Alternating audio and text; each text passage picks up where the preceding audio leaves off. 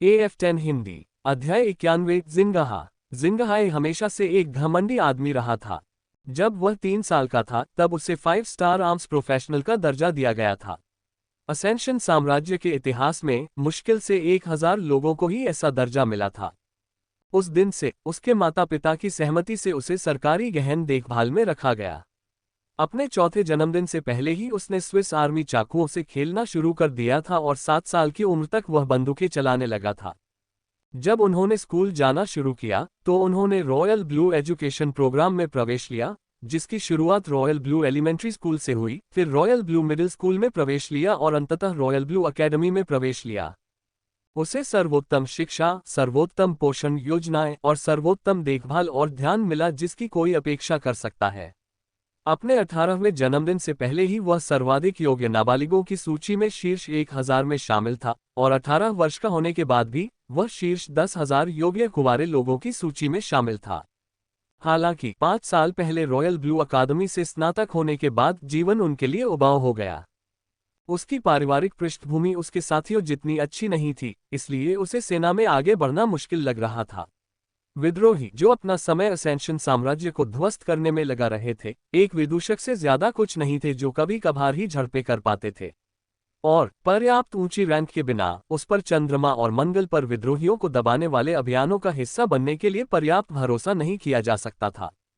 उसका जीवन ठहर गया। बेशक अपनी क्षमता के चलते उसे बस कुछ दशकों तक उन बुजुर्गों के मरने का इंतजार करना था और आखिरकार उसे टीका लग ही जाता, लेकिन उसके पास इतना धैर्य नहीं था।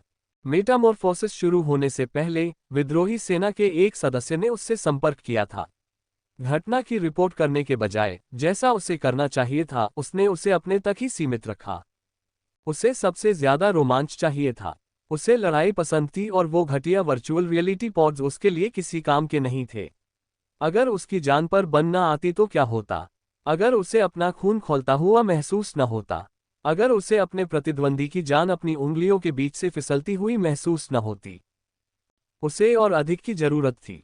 यदि मेटामॉर्फोसिस का अवतरण न हुआ होता तो वह सचमुच विद्रोही सेना में शामिल हो जाता और उन दुष्टों को मार डालता जो उसकी प्रतिभा को इस तरह से दफनाने की कोशिश करते थे। लेकिन ऐसा लग रहा था मानो कोई ईश्वर उस पर मुस्कुरा रहा हो। जैसे ही वह मुस्कुराने ही वाला था, उसकी क्षमता जागृत हो गई, फिर इन्वेलिड्स प्रकट हुए और फिर एक के बाद एक जोन खुलने लगे। बस यूं ही उसकी उबाऊ जिंदगी फिर से पटरी पर आ गई। उसे अचानक फिर से रोमांच का एहसास हुआ। इस तरह की दुनिया में जितना ज्यादा समय वह बिताता, उतना ही उसे लगता कि यही होना चाहिए। जब चीजें बहुत शांतिपूर्ण होती हैं तो चीजें बहुत उबाऊ भी होती हैं। वह उन पाखंडियों में से नहीं था जो सोचते थे कि विकास के लिए संघर्ष करना जरूरी है। नहीं, वह तो बस मारना चाहता था। अभी 1 घंटे से थोड़ा ज्यादा समय पहले जिंगहाई को पता चला कि यहाँ क्या हो रहा है।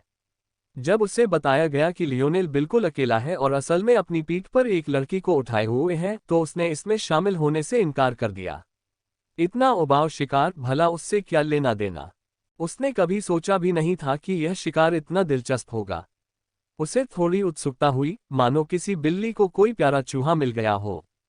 अपने लिए एक अच्छा ऊंचा टावर ढूंढने के बाद उसने अपनी पसंदीदा स्नाइपर राइफल निकाली और उसमें बैठ गया।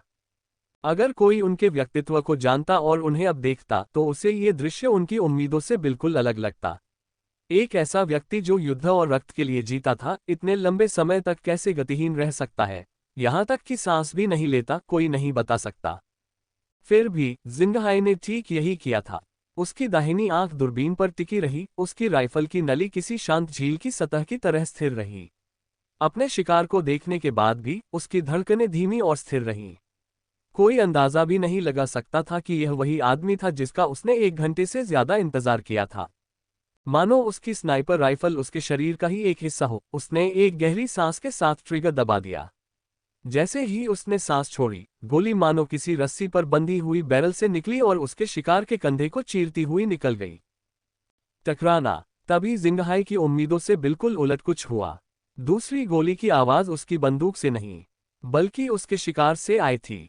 ये नामुमकिन था। 21वीं सदी की स्नाइपर राइफलों की मारक क्षमता ज्यादा से ज्यादा 1 किलोमीटर तक ही थी। हालांकि 25वीं सदी की स्नाइपर राइफलें 10 किलोमीटर दूर से भी गोली मार सकती थीं। न सिर्फ उनमें कहीं ज्यादा शक्तिशाली गोलियां थीं, बल्कि उनमें एक ऑन बोर्ड एआई भी था जो एक स्नाइपर के लिए जरूरी गणनाएं इंसान से कहीं ज्यादा आसानी से कर सकता था। शहर के आकार और परिस्थिति को देखते हुए जिंगहाई को इतनी दूर जाना जरूरी नहीं लगा। इसलिए उसने एक टावर चुना जो उस जगह से सिर्फ 1.5 किलोमीटर दूर था जहां उसने अनुमान लगाया था कि लियोनेल दिखाई देगा। अपनी स्नाइपर राइफल की ताकत और इतनी कम दूरी के साथ लियोनेल अपनी पहली ही गोली में मर सकता था। लेकिन थोड़ा मजाक करने की नीयत से जिंगहाई ने पहले लियोनेल के कंधे पर निशाना साधा। वह अपने शिकार को छटपटाते और जिंदगी के लिए संघर्ष करते देखना चाहता था, शायद दया की भीख भी मांगता। लेकिन किसे पता था कि उसका शिकार सचमुच थोड़ी सी प्रतिक्रिया दे पाएगा।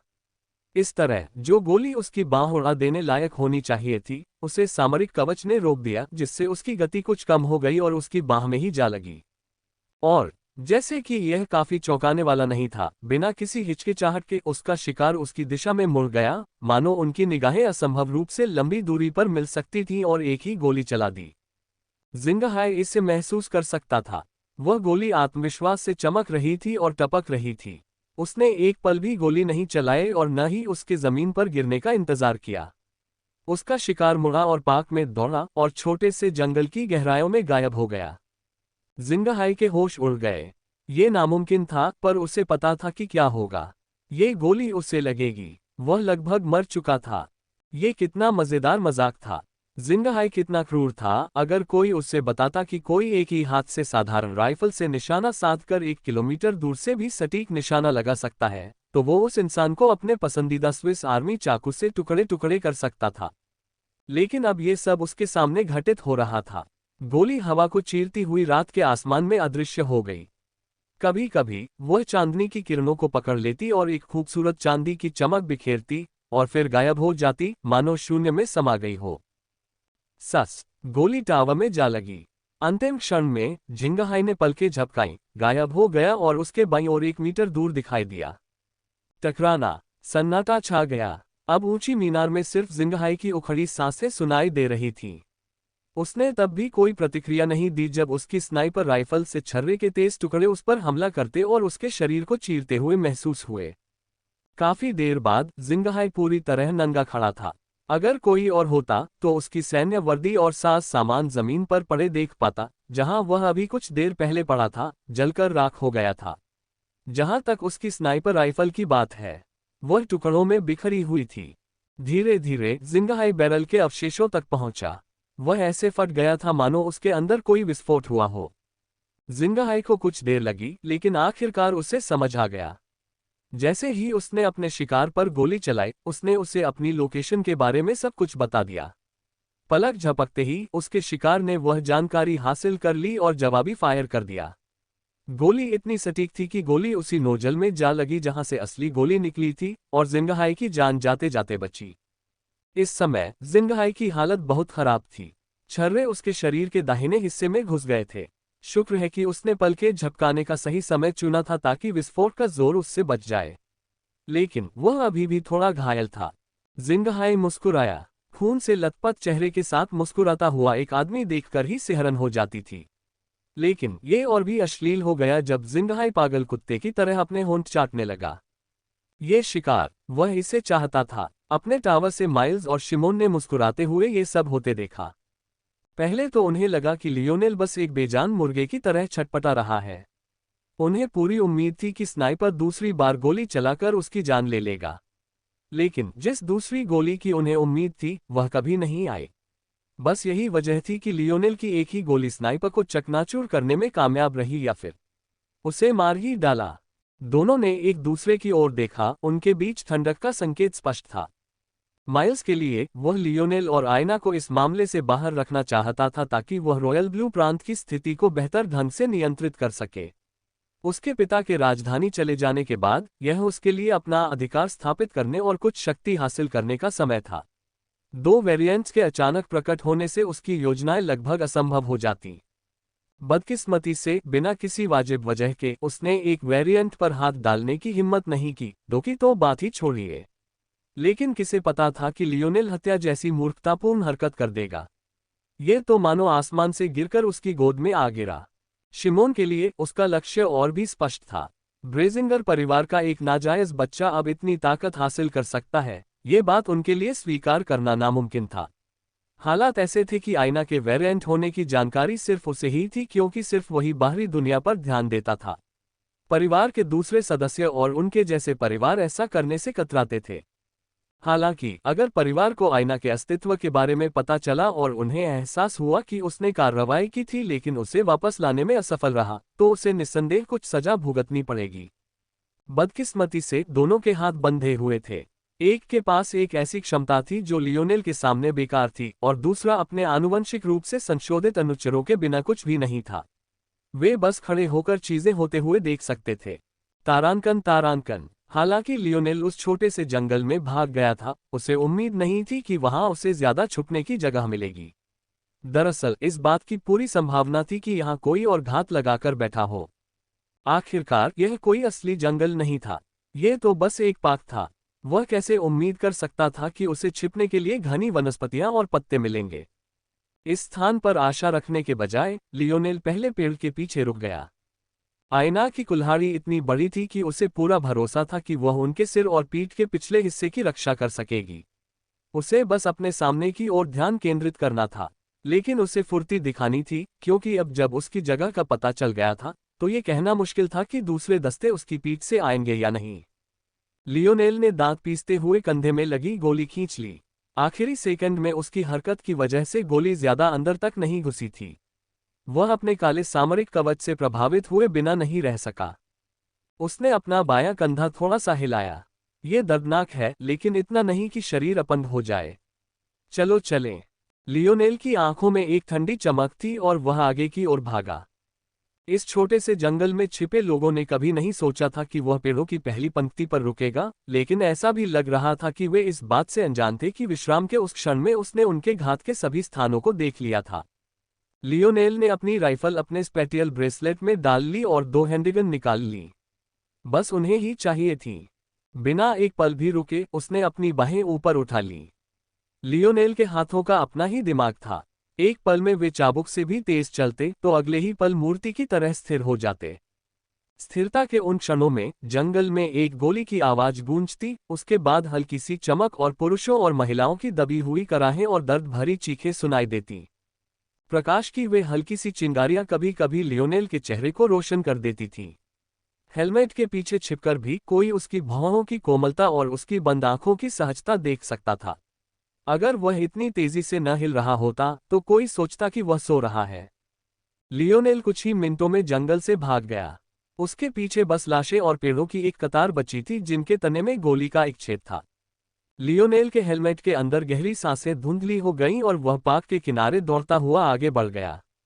वह लगभग वहां पहुंच ही गया था। शहर का चौक और अंतिम रक्षा पंक्ति जल्द ही उसके सामने होगी। मैं इससे कैसे पार पाऊं?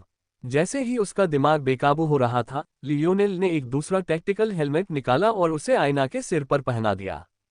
पहले वाला स्नाइपर उसे थोड़ा डरा रहा था। उसने सोचा था कि आयना उसकी पीठ पर सुरक्षित रहेगी, लेकिन उस गोली ने उसे पूरी तरह से चौंका दिया। उस क्षमता के कितने स्नाइपर थे, इसका अंदाजा लगाना मुश्किल था, और वह एक बार फिर खुले मैदान में उतरने वाला था। उसे आयना के सोते हुए चेहरे की एक हल्की सी झलक मिली। उसका गाल उसके कंधे पर टिका हुआ था और उसकी सांसें स्थिर थीं। वह एक शांत नन्ही परी जैसी लग रही थी। लियोनेल मुस्कुराए बिना नहीं रह सका। एक पल के लिए उसके अंगों की थकान पूरी तरह गायब हो गई। वह सचमुच एक प्रेम विह्वल मूर्ख था। उसके सिर पर हेलमेट पहनाने के बाद उसकी आंखें एक बार फिर भावशून्य हो गईं, फिर झुक गईं और ठंडी पड़ गईं। अगर वे सब रास्ते से हट जाते तो ठीक था। अगर ऐसा था तो वह उन्हें छोड़ सकता था, लेकिन अगर वे उसकी आयना को बंदी बनाने में भूमिका निभाना चाहते थे तो उन्हें इसकी कीमत चुकानी होगी। लियोनेल ने एक बार फिर आंखें बंद की और दोनों राइफलों की क्लिप फिर से लोड की। फिर वह अपनी पीठ सीधी रखने के लिए मानो अपनी आखिरी ताकत लगाकर खड़ा हो गया और पागलों की तरह गोलियां चलाने लगा। उसने बढ़त हासिल करने की पूरी कोशिश की थी। आखिरी पेड़ से उतरकर कुशलता से पक्की सड़कों पर आने के बाद उसके और 200 सैनिकों की कतार के बीच बस एक ही चीज थी, एक बड़ा सा पानी का फव्वारा जिसमें एक व्हेल की पीठ पर एक जलपरी बैठी थी। छोटी टुकड़ी के सुविधाजनक स्थान से पानी के फव्वारे के पीछे से लियोनेल को देखना मुश्किल था, लेकिन उसकी गोलियों की अपनी आंखें लग रही थीं। मत्स्यांगना की बाहों के बीच से, व्हेल के पंखों के नीचे से, पानी की बौछारों के बीच से उड़ते हुए उसने उन पर घातक गोलियों की बौछार कर दी, मानो वह सब कुछ देख सकता हो। कभी कभी उसकी गोलियां मूर्ति को भी लग जाती, लेकिन मजबूत सामग्री से बनी होने के बावजूद वे सीधे मूर्ति को भेद देती। लियोनेल हमेशा मूर्ति के सबसे कमजोर और पतले हिस्से पर निशाना साधता और उसे टोफू की तरह चीरता हुआ निकल जाता। आग। एक कमांडर अचानक अपनी सेना को अस्त व्यस्त होते देखकर दहाड़ा। कुछ ही सेकंड बीते थे कि उसके 1 दर्जन से ज्यादा सैनिक गिर पड़े थे और फिर उठ नहीं पा रहे थे। टकराना। एक और स्नाइपर राइफल की आवाज आए और 200 सैनिकों की टुकड़ी से गोलियों की बौछार शुरू हो गई। लेकिन लियोनेल ने ऐसा दिखावा किया जैसे उसने कुछ महसूस ही नहीं किया हो, उसके कदम केवल थोड़े से ही आगे बढ़ रहे थे। जैसे ही गोली आईना की कुल्हाड़ी से टकराए, धातु की तेज आवाज गूंज उठी। इतनी जोरदार गोली के बावजूद लियोनेल का रुख मजबूत और स्थिर था, मानो उसे पता ही न हो कि उसकी गर्दन कुछ ही पलों में आर पार हो जाएगी। इस संरचना को छोटा करो, कमांडर चिल्लाया। लियोनेल के होंठ सिकुड़कर एक पतली रेखा में बदल गए। मैं अब इस एंगल से नीचे की ओर गोली नहीं चला सकता। अगर मैं फव्वारे का फायदा उठा सकता हूं तो वे भी उठा सकते हैं। ऐसे में लियोनेल की आग अचानक पानी के फव्वारे पर केंद्रित हो गई। ये देखकर कि अब कोई और आदमी नहीं गिर रहा, कमांडर को लगा कि उसकी पिछली कमान एकदम सही जवाब थी। लियोनेल अकेला नहीं था जो कवर का फायदा उठा सकता था। रुको, रुको, आगे बढ़ो। सेना ने हमला कर दिया। उनके और लियोनेल के बीच मुश्किल से 100 मीटर की दूरी थी। जब तक वे उसके पास पहुंचते, वे अपनी टुकड़ी को फैला सकते थे और उसे घेर लिया जाता। लेकिन इसके बाद जो हुआ उससे वे अवाक रह गए। लियोनेल अचानक आगे बढ़ा और हवा में उछल पड़ा। पूरी ताकत से उसने दोनों पैरों से व्हेल के सिर पर जोरदार लात मारी। जिन लोगों ने इसकी हल्की सी झलक देखी, वे अवाक रह गए। ये सब हास्यास्पद लग रहा था। हालांकि ये विचार ज्यादा देर तक नहीं टिक सके। एक धमाके के साथ पानी का फव्वारा ढह गया और मत्स्यांगना तथा व्हेल के अवशेष क्षण भर के लिए हवा में ऊपर उठे, फिर जमीन पर हिंसक रूप से फिसल गए। सेनापति की आंखें चौड़ी हो गईं। उसे अंदाजा भी नहीं था कि लियोनेल का केंद्रित गोला फव्वारे से जुड़ी मूर्ति के आधार पर था। उस क्षण उसने उसे इतना कमजोर कर दिया था कि वह जमीन पर गिर गई। तितर बितर हो जाओ, तितर बितर हो जाओ, वह दहाड़ा। दुर्भाग्य से लियोनेल फिसलती हुई व्हेल के ऊपर सवार था। उसके हाथ आगे की ओर 2 सामरिक राइफलों के साथ थे। लगभग एक आक्रमणकारी घुड़सवार सेना की तरह वह बेतहाशा आगे बढ़ रहा था। गोलियों की बौछार उसी पर हो रही थी। व्हेल जमीन पर फिसलती हुई आगे की पंक्ति में घुस गई और उनमें से कई को कुचल दिया तथा अंततः धीमी हो गई। लियोनेल ने बाकी बिखरती हुई टुकड़ी की जरा भी परवाह नहीं की। यह एकदम सही मौका था। वह व्हेल से नीचे कूद गया और पूरी ताकत से शहर के भीतरी दरवाजे की ओर दौड़ा। गोलियां उसकी ओर बरस रही थीं, लेकिन वे सभी आईना की कुल्हाड़ी से टकराकर गिर गईं। हालांकि अपने सारे उत्साह में लियोनेल एक बात भूल गया था। जैसे ही वह भीतरी शहर से बाहर निकलकर बाहरी शहर में वापस आया, उसे लगा कि उसकी शक्ति अब किसी बंधन में नहीं रही। यह अच्छी बात थी। बुरी बात यह थी कि वह भूल गया था कि एक बाहरी शहर भी है। और बाहरी शहर में उसने सीढ़ियों के नीचे 8 सैनिकों की एक टुकड़ी को अपना इंतजार करते देखा। इन 8 सैनिकों ने अकेले ही लियोनेल पर उसके पीछे खड़े 200 सैनिकों से कहीं ज्यादा दबाव डाला। लियोनेल की नजरें उनसे मिली, उसकी सांसें तेज हो गईं। ऐसा लग रहा था जैसे कोई गर्म कोयला उसके फेफड़ों में दौड़ रहा हो। अरे, लियोनेल बहुत देर से अपनी हदें पार कर रहा था। किले में घुसने से पहले ही वह अपनी कब्र में आधा कदम आगे बढ़ चुका था और अब तो 1 घंटे से भी ज्यादा समय तक पागलों की तरह पीछा किए जाने के बाद तो और भी ज्यादा। अभी अभी वह सबसे ऊंची जगह पर था, ये सोचकर कि वह बच गया है, लेकिन उसे पता चला कि वह बच नहीं पाया था। वह जितना ऊपर गया था उससे कहीं ज्यादा भारी होकर नीचे गिरा। उसके शरीर का दर्द मानो उसे चीर फाड़ देना चाहता था। हथियार नीचे रख दो लड़के, तुमने बहुत नुकसान कर दिया है। समूह का नेतृत्व करने वाला व्यक्ति काफी बुरा लग रहा था, लेकिन उसकी आंखों और आवाज में एक युवा जोश था। उसकी आवाज में कुछ ऐसा जादुई था कि उसे खुश करने के लिए कोई भी पीछे की ओर झुकने को मजबूर हो जाता था। यह देखकर कि लियोनेल थोड़ा घबरा गया था, विशेष इकाई ने धीरे धीरे आगे बढ़ते हुए लियोनेल को घेर लिया। ऐसा नहीं था कि लियोनेल को समझ नहीं आ रहा था कि क्या हो रहा है। दरअसल शुरू से ही उस मधुर आवाज का उस पर कोई असर नहीं हुआ था। वह बस थोड़ा और आराम करना चाहता था, बस थोड़ी देर और सांस लेना चाहता था। मैं बहुत थक गया हूँ, लियोनेल ने हौंफते हुए सोचा। हालांकि विशेषिकाएं लगातार आगे बढ़ती रही और लियोनेल को एहसास हुआ कि उसे घेरने में लगने वाले कुछ सेकंडों से उसके शरीर की स्थिति पर कोई खास फर्क नहीं पड़ेगा। लियोनेल की राइफलों पर पकड़ और मजबूत हो गई। उसने उन्हें ऐसे मोड़ने की कोशिश की मानो अपनी आखिरी ताकत निकाल रहा हो। जैसे ही वे काफी पास आ जाते, वह आगे बढ़कर इस बाधा को भी पार कर जाता। कौन जानता था कि ठीक उसी क्षण जब लियोनेल किसी दूसरी दीवार से टकराने वाला था, उसे अचानक महसूस होगा कि उसकी पीठ में असाधारण रूप से हल्कापन आ गया है। उसकी आंखें खुल गईं, लेकिन जब उन आंखों के बीच एक परछाई प्रकट हुई, जिनके हाव भाव अब तेजी से बदल रहे थे, तो उसने कोई प्रतिक्रिया नहीं दी। लाल सुनहरी ऊर्जा की एक दरांती ने एक ही बार में उनकी गर्दनें काट दी, जिससे आकाश में रक्त के 8 फव्वारों की वर्षा होने लगी। बारिश के नीचे एक दुबली पतली महिला ने अपना काला हेलमेट उतार दिया। उसकी उपस्थिति ने लियोनेल के दिल को, जो इन सब के बावजूद स्थिर था, बेतहाशा धड़कने पर मजबूर कर दिया। उसकी आभा के नीचे लाल बूंदें मानो चमक रही थीं, उसकी अंबर जैसी आंखें इतनी चमक रही थीं कि मानो सुनहरी लग रही हों। उसके लंबे बाल हवा में लहरा रहे थे, ठंडी रात की हवा में चांदनी को झरने की तरह झिलमिला रहे थे। एना, उस क्षण लियोनेल को अचानक कुछ समझ में आया।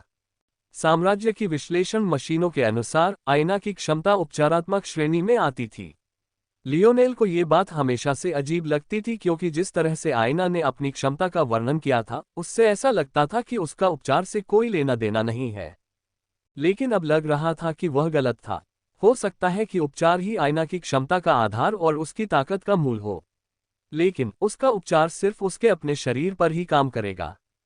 आईना को शायद अंदाजा था कि अगर वे वापस लौटेंगे तो क्या होगा, लेकिन लियोनेल को रोकने के बजाय उसने उसे वापस जाने और दुनिया की सच्चाई खुद देखने की इजाजत दे दी। हो सकता है कि वह एक दिन से ज्यादा समय से ठीक हो चुकी हो। नहीं, हो सकता है कि उसने शुरू से ही ज्यादा समय तक चोट नहीं झेली हो। इस बात से चिंतित कि उन पर नजर रखी जा रही है, वह लगातार अपनी चोटों का बहाना बनाती रही ताकि वे दोनों को कमा के और केवल सबसे उपयुक्त समय पर ही कोई कदम उठाती रही। आईना ने एक गहना निकाला और उसे पहन लिया। उसके माथे से एक छोटा सा, नाखून के आकार का रत्न लटक रहा था, जो पानी की बूंद जैसा लग रहा था। फिर वह लियोनेल की ओर मुड़ी और हल्के से मुस्कुराए। आपने काफी काम कर लिया है, बाकी मैं संभाल लूंगा। बहुत सुंदर, लियोनेल बेवकूफ की तरह बुदबुदाया। आईना बुरी तरह शर्मा गई, उसकी वाल्किरी जैसी आभा घटती हुई लहर की तरह लुप्त हो गई। शर्मिंदा होकर और ये देखकर कि लियोनेल अभी भी थोड़ी देर और घूरना चाहता है, वह सीढ़ियों से ऊपर गई, उसकी कलाई पकड़ी और उसे अपने साथ खींच लिया। अगर वह ऐसा नहीं करती तो ये बेवकूफ न जाने कितनी देर तक घूरता रहता। ऐसा नहीं था कि वे अभी भी खतरे से बाहर थे। जैसे ही उसने लियोनेल की भद्दी सूरत से मुंह मोड़ा, उसकी निगाहें ठंडी हो गईं। इस छोटे मूर्ख ने वास्तव में मेरे लिए असेंशन साम्राज्य को अपना दुश्मन बना लिया है। ऐसे में जो कोई भी मुझे इसे यहां से ले जाने से रोकेगा, उसके 2 टुकड़े हो जाएंगे। सच कहूं तो लियोनेल थोड़ा शर्मिंदा था कि उसे एहसास ही नहीं हुआ कि आईना पूरे समय जाग रही थी। उसने पूरी कोशिश की थी कि वह उसकी पीठ पर लेटी हुई है, वरना वह उसकी कोमलता में खो जाता। वह, जो जीवन भर कुंवारा रहा था, अपनी पीठ पर उन 2 कोमल चीजों के एहसास को कैसे रोक पाता। आखिरकार उसके पास उसे पूरी तरह से नजरअंदाज करने के अलावा कोई चारा नहीं था।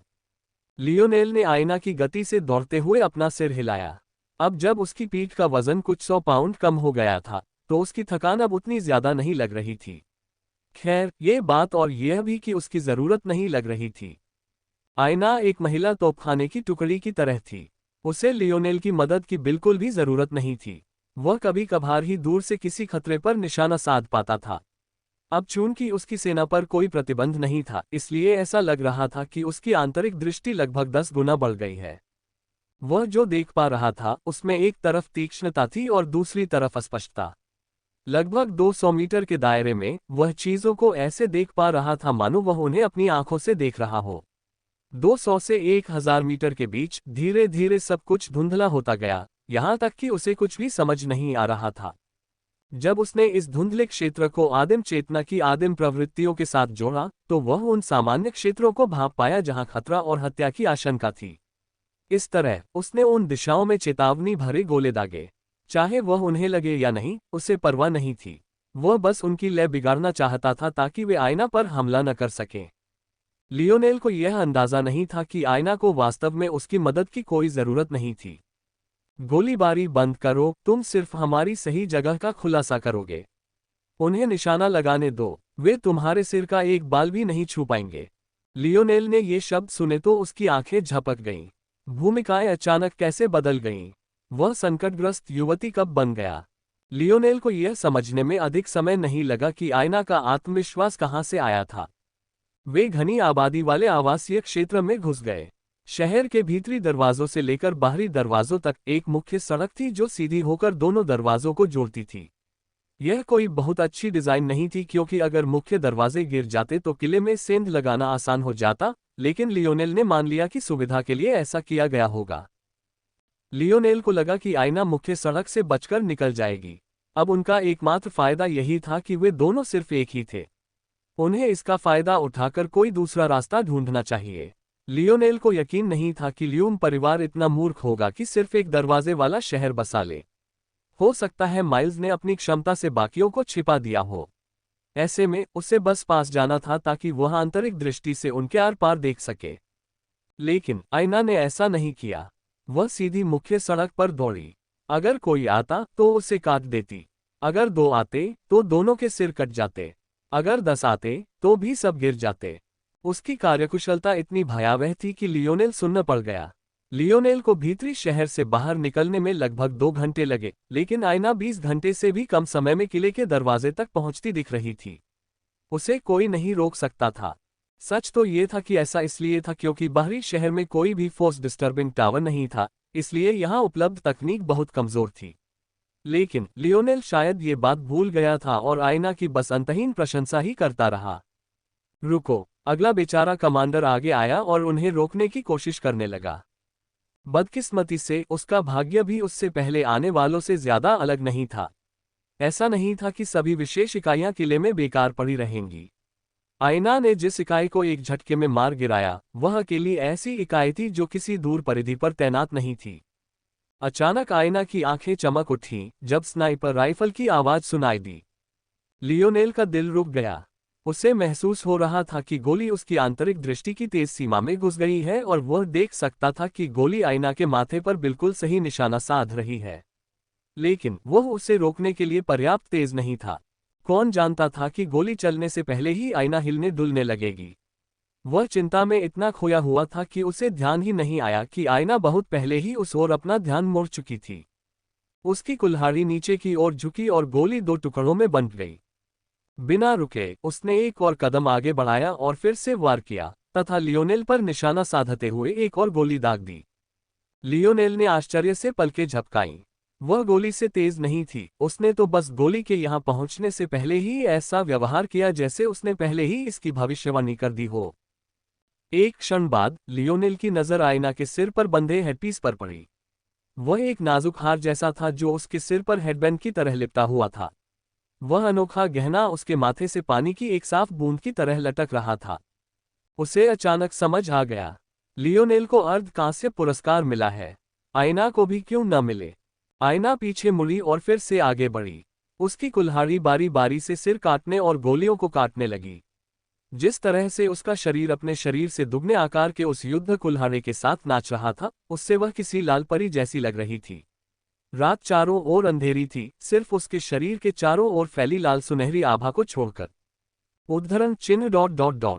मुझे पता है कि मेरा दिमाग मेरी सबसे बड़ी कमजोरी भी है, लेकिन इससे मुझे उसकी भरपाई करने में मदद मिल सकती है। फिलहाल बस मुझ पर भरोसा रखो, आयना ने आत्मविश्वास से कहा। लियोनेल को आखिरकार समझ आ गया। हालांकि उसे लगा कि साम्राज्य की मांगों के आगे झुकने के अलावा उसके पास कोई चारा नहीं है, लेकिन आयना ने कभी सोचा भी नहीं था कि यह एक विकल्प हो सकता है।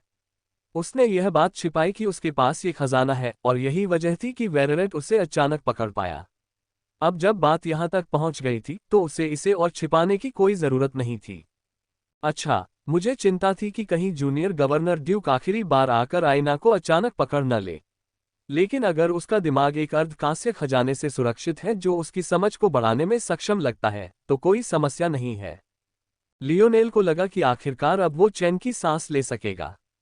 अब हालात जिस तरह से चल रहे थे, अगर वो अपनी ड्रीम वर्ल्ड के साथ भी वैसा ही करता, तो भी इस किले से उनके बिना किसी नुकसान के निकल जाने की संभावना 90% से ज्यादा थी। लेकिन यहां से जाने के बाद हमें क्या करना चाहिए?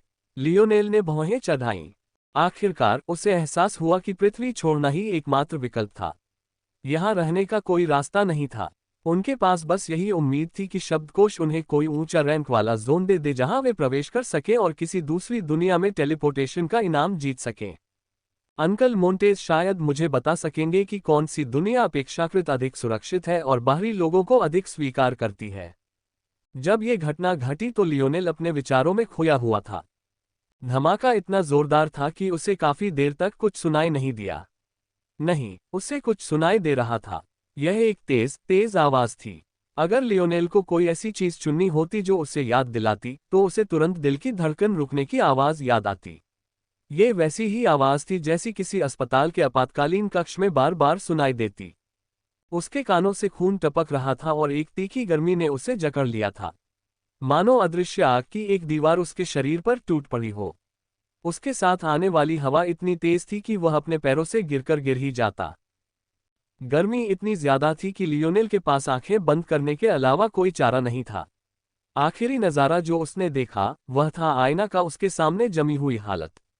वह बिल्कुल ठीक थी, लेकिन वह भी उतनी ही सदमे में लग रही थी जितनी वह था। लियोनेल का दिमाग खाली हो गया।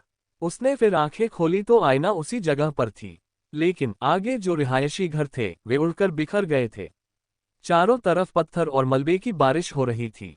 जैसे ही लियोनेल की सुनने की शक्ति धीरे धीरे वापस आए, उसके कानों ने सबसे पहले चीखने की आवाज सुनी। लियोनेल और आईना के भागने की शुरुआत से ही उन्होंने एक भी आम नागरिक को नहीं देखा था।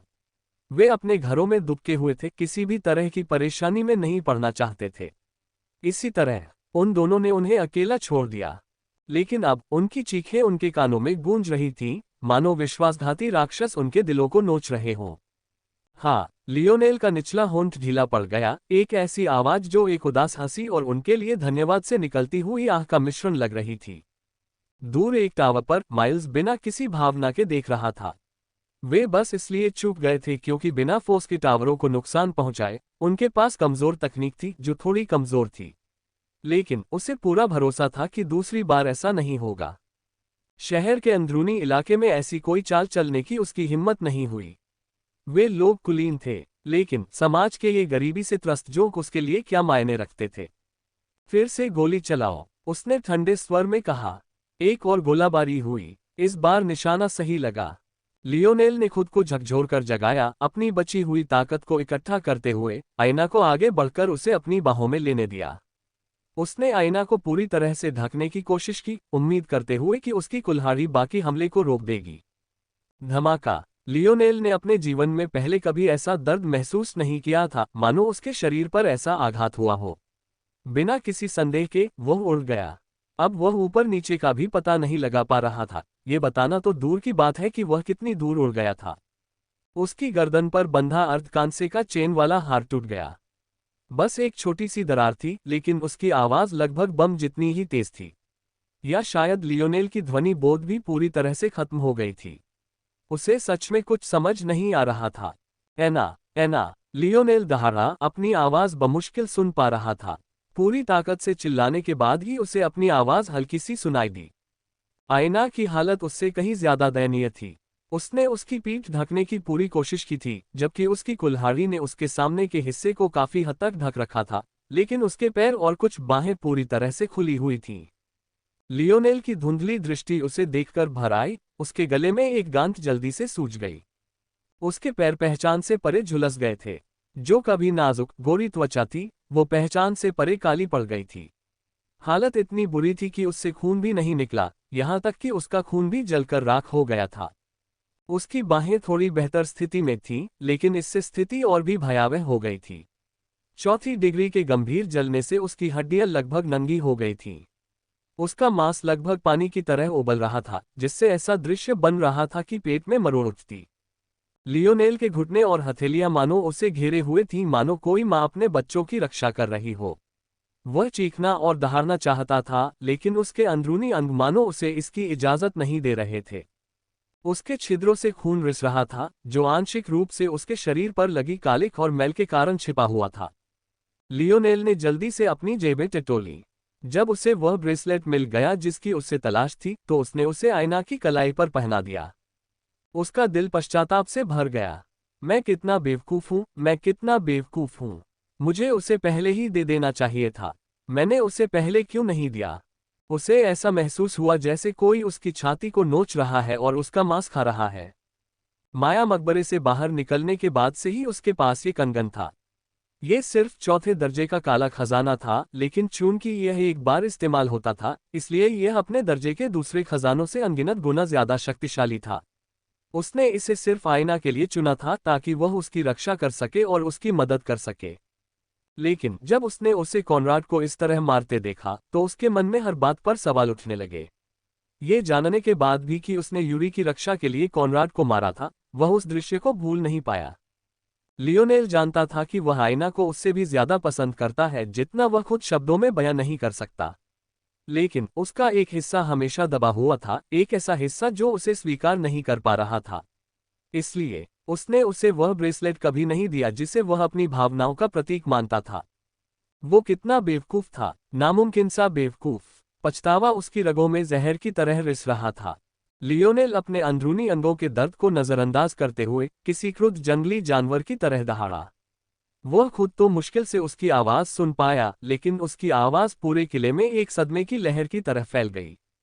आग। माइल्स ठंडे मन से देख रहा था, उसकी आंखों में एक तिरस्कार भरी चमक थी।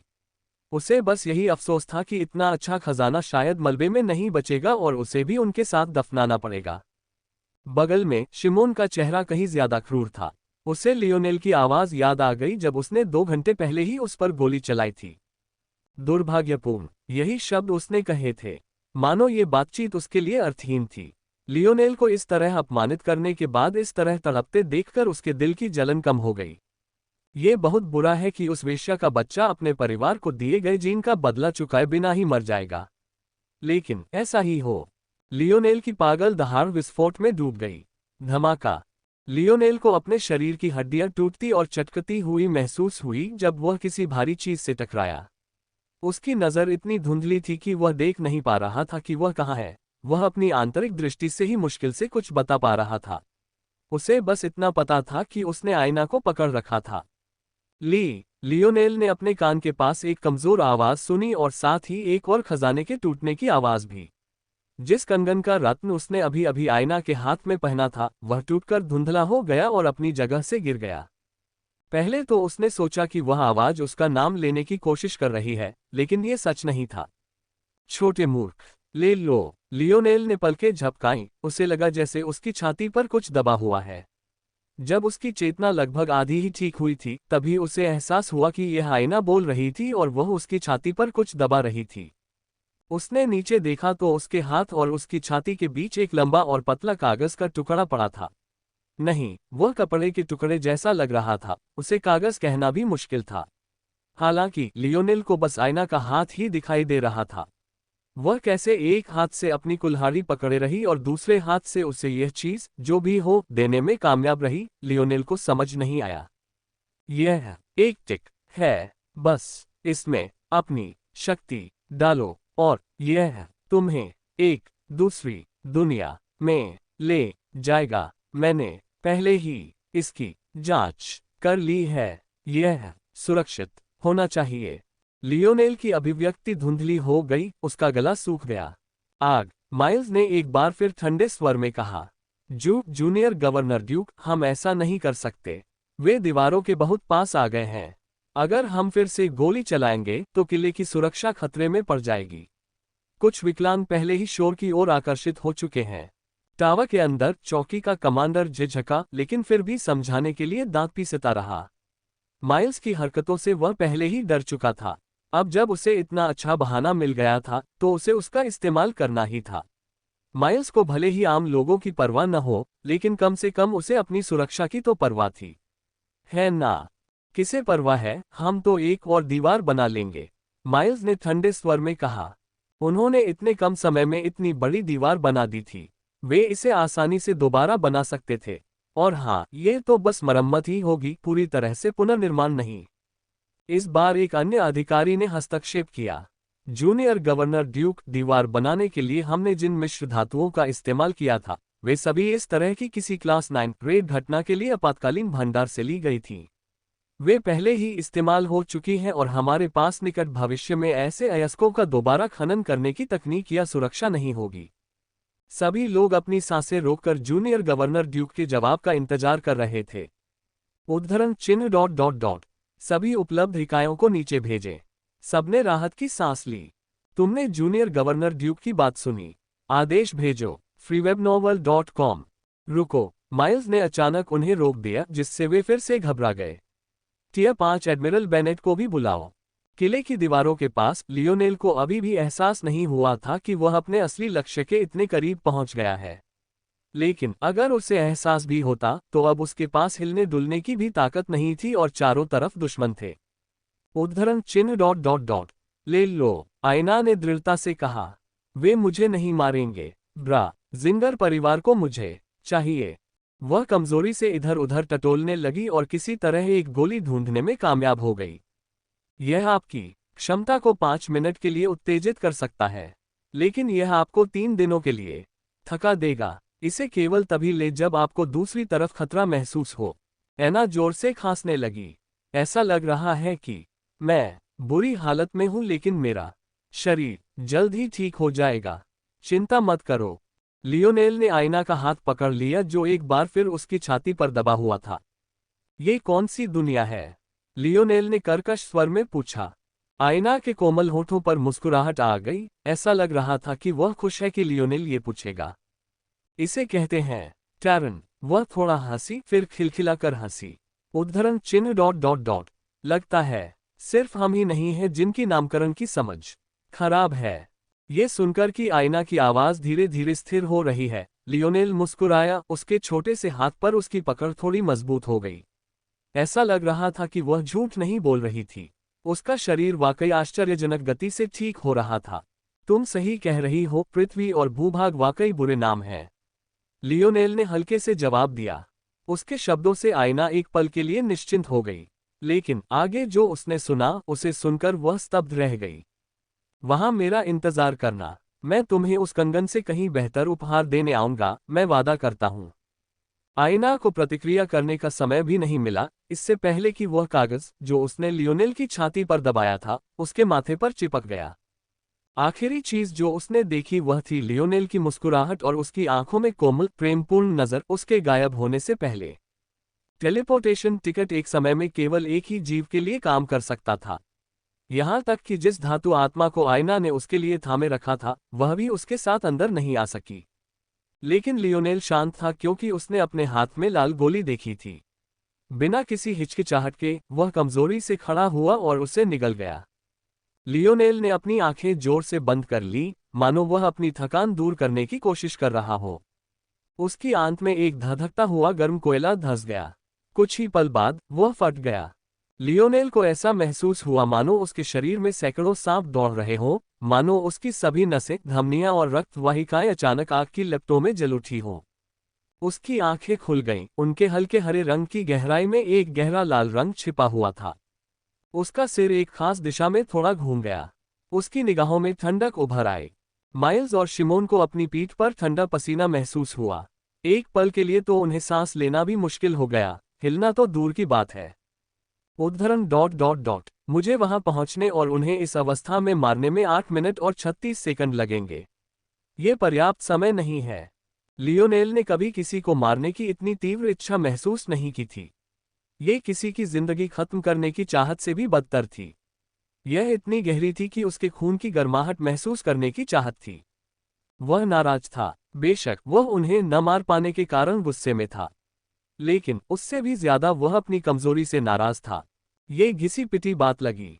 उसे यकीन था कि उसने यही बात पहले भी सैकड़ों, हजारों किताबों, धारावाहिकों और फिल्मों में पढ़ी होगी, लेकिन अभी तक उसे अपनी आत्मा की गहराई तक ये बात महसूस नहीं हुई थी, एक ऐसी तड़प जो बाहर निकलने को बेताब थी। दूसरों को लगा कि लियोनेल को अपने जीन विश्लेषण परीक्षा का परिणाम इसलिए पसंद नहीं आया क्योंकि उसे क्वार्टरबैक बनना पसंद नहीं था। हालांकि ये बिल्कुल भी सच नहीं था। लियोनेल को असल में यह बात पसंद नहीं थी कि कोई उसे यह बताए कि वह क्या कर सकता है और क्या नहीं। किसी के द्वारा उसे इस तरह घेर लिए जाने का एहसास उसे बहुत गुस्सा दिलाता था। उसे भी अभी तक नहीं पता था कि वो अपनी जिंदगी में क्या करना चाहता है, तो फिर किसी और की हिम्मत कैसे हुई कि वो उसके लिए उसकी राह तय करे। वो कौन होते हैं ऐसा करने वाले? उसे एक कठपुतली की तरह इस्तेमाल करना जिसे वो अपनी मर्जी से खींच सकते थे। आज जो मासूम लोग मारे गए वे भी ऐसे ही थे। कमजोर, अपनी जिंदगी अपनी किस्मत से यूं ही खिलवाड़ किया जा रहा था। क्या वह वाकई उनसे बहुत अलग था? लियोनेल कभी भी महत्वाकांक्षी व्यक्ति नहीं रहा था। एक नजरिए से इसे उसकी कमजोरियों में से एक माना जा सकता है। शायद जिंदगी में उसकी एकमात्र चाहत आईना का उसके कबूलनामे का जवाब थी। उस अनोखी बचकानी चाहत ने उसे इस हद तक धकेल दिया था। उसे ठीक से याद भी नहीं था कि ये कैसे हुआ, लेकिन अब वो आ गया था। अब वो असेंशन एम्पायर के विशालकाय दुश्मन का दुश्मन था। लियोनेल कितना सरल था, कितनी छोटी सी बात, फिर भी वह उसके लिए इतनी दूर जाने को तैयार था। आईना अब तक देखी हुई सबसे खूबसूरत औरत नहीं थी, बल्कि जवान थी। उसने बस एक बार ही उसका नाम लिया था। उसे लगा ही नहीं कि वह उसके बारे में ज्यादा जानता है। ये बस एक एहसास था। यह एक ऐसा एहसास था जो उसे बताता था कि उसके साथ रहने के लिए उससे बेहतर कोई औरत नहीं है। इसलिए उसने इसे साकार करने की कोशिश की। यह न ज्यादा था न कम। अगर दूसरे लोग उसके विचार सुनते तो सोचते कि वह पागल है। ऐसा आदमी, अगर उसने कभी कोई महत्वाकांक्षा रखी होती, अगर उसने कभी कुछ हासिल करना चाहा होता, तो वह कितना डरावना होता। हालांकि अब लियोनेल एक दूसरी चीज चाहता था। उनके सिर। जब तक उनके सिर खून से लथपथ उसके सामने न आ जाएं, उसे चैन नहीं मिलेगा। अगली बार जब मैं आऊंगा तो मैं तुमसे आईना को मुझसे छीनने की कीमत वसूलूंगा। ये उसके सच्चे विचार थे। उसने एक बार भी उन निर्दोषों का जिक्र नहीं किया जो मारे गए थे। ये थोड़ा क्रूर जरूर था, पर मानवीय था। लियोनेल किले की ऊंची चांदी जैसी दीवारों की ओर मुड़ा। अब वह उनसे 100 मीटर भी दूर नहीं था। उसके शरीर और जूतों में जो ताकत दौड़ रही थी, उसे पार करने, दीवारों पर खड़े पहरेदारों को हराने और दूसरी तरफ छलांग लगाने में 30 सेकंड भी नहीं लगे। हालांकि उसी समय अचानक उसे एक परिचित आवाज सुनाई दी। मुझे जाने दो, जेम्स। लियोनेल ने पीछे मुड़कर देखा। अब तक कई गार्ड्स ने लियोनेल को घेर लिया था। जब वह गहरी सोच में डूबा हुआ था, वे उससे 10 मीटर के दायरे में भी थे। लेकिन लियोनेल ने उन्हें अनदेखा कर दिया था, उनकी तरफ एक नजर भी नहीं डाली थी। हालांकि उन्होंने यहां जेम्स की आवाज सुनने की उम्मीद नहीं की थी। जेम्स के पिता टियर 5 के अधिकारी थे। शहर के अंदरूनी इलाकों में भी उनका रुतबा ऊंचा था। हालांकि माइल्स ने आम लोगों को बेशर्मी से मारने की हिम्मत की, लेकिन जेम्स को किसी भी तरह का खतरा नहीं होना चाहिए था। तो फिर क्या हो रहा था? क्या माइल्स इतना बेवकूफ था? वह पहले भी स्थिति पर नियंत्रण रख सकता था, लेकिन अगर उसने रईसों को भी निशाना बनाना शुरू कर दिया, तो वह ज्यादा देर तक सत्ता पर कब्जा नहीं रख पाएगा। लियोनेल की नज़र जेम्स पर पड़ी, जो लगभग 20 मीटर दूर खड़ा था और एक आदमी के नियंत्रण में संघर्ष कर रहा था, जिसका चेहरा काले रंग के सामरिक हेलमेट से ढका हुआ था। अंधेरे में भी लियोनेल आसानी से जेम्स की कनपटी पर लगी बंदूक को पहचान सकता था। लियोनेल से निकलने वाले भारी दबाव के कारण जो कमांडर हिल नहीं पाया था, उसने उपहास किया। उसके घुटने अभी भी कुछ हद तक कांप रहे थे, जबकि वह अपना साहस जुटा रहा था। आज्ञाकारी होकर अपने आप को पकड़वा दो, अन्यथा तुम्हारे मित्र को मृत्यु से भी बदतर स्थिति का सामना करना पड़ेगा। लियोनेल कुछ असमंजस में था, जिससे उसे घेरने वाली टुकड़ियों को और अधिक साहस मिला। लियो, उनकी बात मत सुनो, बस भागो। उद्धरण चिन्ह अल्पविराम उद्धरण चिन्ह। लियोनेल ने काफी देर तक कुछ नहीं कहा। असल में मुश्किल से 5 सेकंड ही हुए थे, लेकिन वो 5 सेकंड मानो अनंत काल के लग रहे थे। हालांकि देखने वालों को ये स्वाभाविक ही लगा। क्या वह बस संघर्ष नहीं कर रहा था, ये तय करने की कोशिश कर रहा था कि अपनी पूरी ताकत से भागे या अपने सबसे अच्छे दोस्त को बचाए? लेकिन लियोनेल ने आगे जो कहा उससे वे असमंजस में पड़ गए।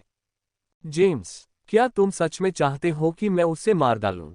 लियोनेल की आवाज शांत और संतुलित थी। ये तो पहले से ही काफी चौंकाने वाला था, लेकिन उसके शब्द और भी हास्यास्पद थे। उसका क्या मतलब था? जेम्स अचानक हिचकिचाया, उसका चेहरा भ्रम से रंग गया। मैंने तुम्हारे पापा को पहले कभी नहीं देखा, लियोनेल ने धीरे से कहा। लेकिन यही बात तो सही है। मेरे पापा टियर 5 के पद से रिटायर हुए हैं और मैं किसी बड़े परिवार से नहीं हूँ, इसलिए यही बात सही है कि मैं बेनेट परिवार के साथ ज्यादा घुलने मिलने लायक नहीं हूं। लियोनेल जितना अधिक बोलता गया, जेम्स उतना ही अधिक पीला होता गया। लगभग 6 फुट लंबे लोग दुर्लभ नहीं हैं, लेकिन जो लोग आपके बराबर लंबे हो सकते हैं, उनकी संख्या बहुत कम है। आपके पास एक ग्रेड रक्षात्मक क्षमता है, दूसरों की तुलना में आपको सबसे कम डर निम्न श्रेणी की बंदूकों से होना चाहिए जो बिना किसी बल व्यवधान के काम कर सकती हैं। अंत में, माइल्स के लिए उन रईसों पर हमला करना बहुत ही मूर्खतापूर्ण होगा जो उसे सभी को लाइन में रखने में मदद करते हैं, क्या आपको नहीं लगता? लियोनेल ने शांतिपूर्वक बोलना जारी रखा, मानो उसे यह आभास ही न हो कि अधिकाधिक इकाइयां उस पर आक्रमण कर रही हैं। तो, मैं तुमसे फिर पूछूंगा, जेम्स, क्या तुम्हें यकीन है कि तुम चाहते हो कि मैं उसे मार डालूं? लियोनेल के शब्द जेम्स के दिल पर प्रहार करने वाले हथौड़े के समान थे। ये देखकर कि जेम्स ने कोई जवाब नहीं दिया, लियोनेल ने अपना सिर हिलाया। मैं निराश हूं। मैंने सचमुच तुम्हें अपना सबसे करीबी दोस्त माना था। बकवास! जेम्स अचानक गरजा। तुम दिखावा करते हो कि तुम्हें बहुत सी चीजों की परवाह है, तुम नेकदिल होने का दिखावा करते हो, लेकिन असल में तुम्हें बस इस बात की परवाह है कि चीजें ठीक वैसी ही हो जैसी तुम चाहते हो। तुम्हें सिर्फ इसलिए हत्या करना पसंद नहीं क्योंकि तुम अपराधबोध से जूझना नहीं चाहते। तुम्हें सिर्फ इसलिए फुटबॉल खेलना पसंद नहीं क्योंकि तुम्हें इसे चुनने का मौका नहीं मिला। तुम बस चीजें अपने तरीके से करना चाहते हो और बाकी कुछ भी मायने नहीं रखता। लियोनेल ने भौहें चढ़ाईं। जेम्स की बेतरतीब बातों को वह समझ नहीं पा रहा था। उसे लग रहा था कि उसके इस दोस्त के मन में यह बात बहुत समय से चल रही थी, लेकिन वह इतना वाक्पटु नहीं था कि उसे किसी भी तरह से संक्षिप्त शब्दों में व्यक्त कर सके। और तो और, लियोनेल को समझ ही नहीं आ रहा था कि यह बात कहाँ से आ रही है। फिर भी, किसी तरह अपने विचारों को जोड़ने वाली एक सच्ची सुसंगत रेखा के बिना भी, जेम्स के शब्द लियोनेल के दिल में कहीं गहरे चुभते प्रतीत हुए। तुम एक समाज विरोधी पाखंडी हो। उद्धरण चिन्ह अल्पविराम उद्धरण चिन्ह। लियोनेल ने जेम्स की तरफ देखा जो लगभग बेहोशी की हालत में था। उसकी आंखों की गहराई में एक हल्का सा दर्द था जिसे वह छिपा नहीं पा रहा था। उद्धरण चिन्ह डॉट डॉट डॉट। मुझे नहीं पता कि तुमने जो कहा वो सच है या नहीं। लियोनेल ने आखिरकार जवाब दिया। मुझे सच में ज्यादा चीजों की परवाह नहीं है। लक्ष्य, अभी तक तो कोई लक्ष्य नहीं है। जब मेरे पिता ने बताया कि मेरी माँ अभी जिंदा है, तो मुझे कुछ खास महसूस नहीं हुआ। जिंदगी भर मैंने उनसे कभी उनके बारे में पूछा तक नहीं। ऐसी बहुत कम बातें हैं जिनके बारे में मैं निश्चित हूँ। पहली यह कि मैं अपने पिता से प्यार करता हूँ। दूसरी यह कि आयना मेरे लिए सही महिला है। तीसरी यह कि मेरे पिता के अलावा आप ही मेरे सबसे करीबी व्यक्ति हैं। लेकिन ऐसा लग रहा था कि मैं बहुत भोली थी। हालांकि मैं ये जानता हूं कि चाहे आपके पास जो भी कारण हो, इस समय आप मुझे मेरी मृत्यु की ओर धकेलने की कोशिश कर रहे हैं। जेम्स का चेहरा चादर की तरह सफेद हो गया। उसने लाख कोशिश की पर उसके पास कोई जवाब नहीं था। लियोनेल उस आदमी की ओर मुड़ा जिसने जेम्स के सिर पर बंदूक तान रखी थी। मुझे आशा है कि आपके बेटे का इस तरह उपयोग करना सार्थक रहा होगा, मिस्टर बेनेट। लियोनेल मुड़ा और चला गया। बेशक उसे रोकने की कई कोशिशें हुई, लेकिन वे सब नासमझी भरी थीं। माइल्स ने भी दांत पीसकर एक बार फिर तोपें दाग दी, दीवारों को हुए नुकसान की परवाह किए बिना, लेकिन लियोनेल बस अपने जूतों की मदद से विस्फोट की सीमा से बाहर कूद गया। आईना और उसकी कुल्हाड़ी के बोझ के बिना तथा माइल्स की उन्मत्त गोलियों की वजह से दीवारों के इतने करीब होने के बावजूद, लियोनेल 5 मिनट के समय के भीतर बच गया। इसके साथ ही वह गायब हो गया। लियोनेल धीरे धीरे चल रहा था, अपने आप को संभालने के लिए चांदी की छड़ का उपयोग कर रहा था। उसका कभी खूबसूरत चेहरा कालिख और मैल से ढक गया था, उसके भूरे सुनहरे बाल खुले हुए नीचे लटक रहे थे। उसकी लटों के बीच उसकी हल्की हरी आंखें मुश्किल से दिखाई दे रही थीं, लेकिन जो कुछ भी दिखाई दे रहा था, उसे देखकर सिहरन होना नामुमकिन था। वहां कुछ उदासी थी। आखिरकार अब लियोनेल का कोई नहीं था। उसके पिता अकेले किसी अनजान जगह चले गए थे, आईना अब किसी दूसरी दुनिया में थी, और अब धरती पर जिस आखिरी इंसान पर उसे भरोसा था, उसने भी उससे मुंह मोड़ लिया था। सचमुच बदकिस्मत लोगों को जिन भयानक चीजों से जूझना पड़ता है, उनकी तुलना में ये कुछ खास नहीं था। हालांकि लियोनेल के लिए, जिसने जिंदगी में कभी कोई बड़ी तकलीफ नहीं झेली थी, यह एक बहुत बड़ा झटका था। हालांकि ये वो बात नहीं थी जो लोगों को अंदर तक हिला देती। उन आंखों में जो चीज सबसे ज्यादा चौंका देने वाली थी, वो थी उसकी ठंडक। एक बेपरवाह, हिसाब किताब वाली ठंडक। लियोनेल अभी फोर्ट के प्रभाव क्षेत्र से बाहर भी नहीं निकला था, लेकिन वह हिसाब किताब लगा रहा था। एक भावशून्य मशीन की तरह वह एक के बाद एक योजनाएं बना रहा था, जिनमें से हर एक माइल्स और शिमोन की मौत का कारण बन रही थी। जैसे जैसे वह उन्हें अपने सपनों की दुनिया में बार बार मरते देखता, उसकी आंखों में नजरें और अधिक ठंडी होती जाती और अधिक अमानवीय। क्षितिज पर भोर की धुंधली रोशनी दिखाई दे रही थी। जल्द ही रात खत्म हो जाएगी और सूरज उगाएगा। लियोनेल के कदम धीमे होते गए, उसका शरीर खुद को संभालने में कम सक्षम होता गया। चूंकि तुम पहले से ही यहाँ हो, तो क्या अब भी छुपने की जरूरत है? लियोनेल ने साफ साफ कहा। उसने इस व्यक्ति को बहुत पहले ही देख लिया था, पर कुछ कहा नहीं था। उसे उम्मीद थी कि यह व्यक्ति बाहर आकर उस पर हमला कर देगा। मौजूदा लियोनेल के लिए जितनी जल्दी हो सके उतना अच्छा था। उसका शरीर पहले से ही दयनीय हालत में था। अगर उसे आगे बढ़ने के लिए मजबूर किया गया तो वह एक कदम भी आगे नहीं बढ़ पाएगा। लियोनेल ने सोचा था कि वह छिपने और आराम करने के लिए कोई जगह ढूंढने का नाटक करेगा। इस तरह वह उस व्यक्ति के कदम उठाने का इंतजार कर सकता था। लेकिन उसे लग रहा था कि अगर वह अभी लेट गया तो उसका शरीर बंद हो जाएगा। उसी समय एक छाया धीरे धीरे बाहर आई। वह गहरे काले बालों और आंखों वाला एक पूर्वी व्यक्ति लग रहा था, लेकिन उसमें बस यही एक सामान्य बात थी। अजीबोगरीब चीजें इतनी ज्यादा थीं कि उन्हें गिनाना मुश्किल था, लेकिन उनका संक्षिप्त रूप भी किसी के चेहरे पर अजीब सा भाव ला सकता था। एक तो वो आदमी बिल्कुल नंगा था। उसने एक भी चीज नहीं पहनी थी। उसके गले में एक अजीब सी चेन थी जिसके एक लिंक से एक कार्ड लटक रहा था। उसकी पीठ पर बंदी स्नाइपर राइफल और हाथ में चाकू के अलावा उसके पास और कुछ नहीं था। दूसरा, उनका शरीर टैटू से भरा हुआ था। 24वीं सदी में एक टैटू कलाकार ने जैविक नैनो तकनीक के एक प्रमुख विशेषज्ञ के साथ मिलकर विशन टैटू नाम से एक टैटू बनाया। ये मूलतः ऐसे टैटू थे जो शरीर पर एक लूप की तरह बार बार घूमते रहते थे, लगभग 21वीं सदी के किसी गिफ्ट की तरह। अगर बात सिर्फ इतनी होती कि इस आदमी के पास एक दृष्टि टैटू था तो कोई बात नहीं, लेकिन उसका दृष्टि टैटू पोर्नोग्राफी क्यों था? यह इतना अजीब था कि लियोनेल ने खुद से यह पूछने की भी जरा भी कोशिश नहीं की कि आखिर दृष्टि टैटू की तकनीक पर इसका कोई असर क्यों नहीं पड़ा। उसकी कुंवारी आंखें उस मोटी औरत को एक साथ 3 मर्दों द्वारा चोदे जाते हुए देख ही नहीं पा रही थी। वह सोचे बिना नहीं रह सका कि क्या वह ठीक है। इस आदमी के बारे में तीसरी अजीब बात यह थी कि उसका आधा शरीर पट्टियों से ढका हुआ था। फिर भी उसने न सिर्फ लियोनेल का पीछा किया था, बल्कि वह इतनी आत्मपीड़ा से मुस्कुरा भी रहा था, मानो अपने दर्द का आनंद ले रहा हो। यदि यह व्यक्ति जिंगहाई नहीं तो और कौन हो सकता है? उद्धरण चिन्ह ... मैं तब तक इंतजार करना चाहता था जब तक हम किले की सीमा से बाहर न निकल जाए ताकि कोई हमारी लड़ाई में दखल न दे, लेकिन मुझे उम्मीद नहीं थी कि अब तुम्हारा शरीर इतना कमजोर हो जाएगा। मुझे यकीन है कि अगर उस जूनियर गवर्नर ड्यूक को ये पता होता तो वह इतनी जल्दी तुम्हारा पीछा करना न छोड़ता। क्या आपका काम खत्म हो गया? लियोनेल ने अपने चेहरे पर कोई खास बदलाव लाए बिना पूछा। जिंगहाई इन शब्दों पर गुस्सा नहीं हुआ, बल्कि उसने आह भरी। ये शर्म की बात है। तुम अच्छे शिकार थे, लेकिन मेरे पास तुम्हारे ठीक होने का इंतजार करने का समय नहीं है। ऊपर से मैं भी घायल हूं और ये तुम्हारी गलती है। तो सब कुछ ठीक है, क्या तुम्हें नहीं लगता?